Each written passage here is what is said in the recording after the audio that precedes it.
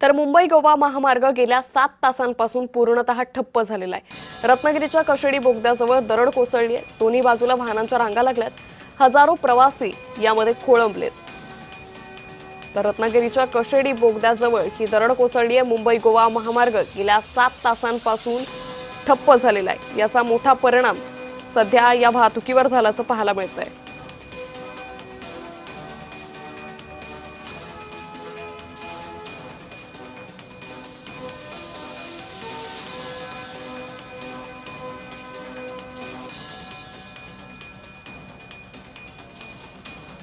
महामार्गावर कशेडी बोगदा आहे, त्याच्या पुढे खवटी येथे मोठी दरड महामार्गावर आली आहे। त्यामुळे महामार्ग ठप्प झालेला आहे।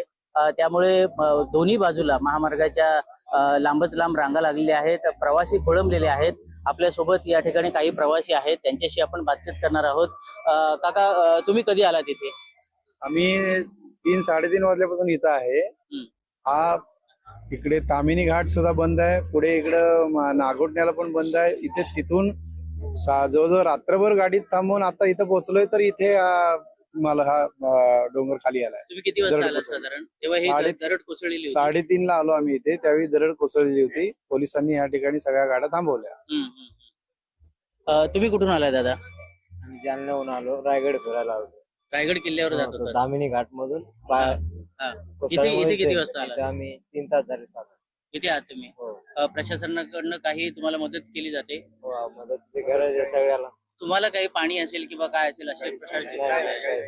काहीच नाही, पाणी नाही, काय नाही, काहीच नाही।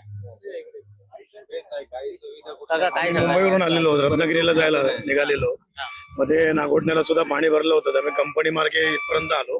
पुढे आलं 3:30 वाजल्यापासून हे प्रकरण सुरू आहे। सगळे दरड कोसळले, सगळे जागच्या जागी आहेत।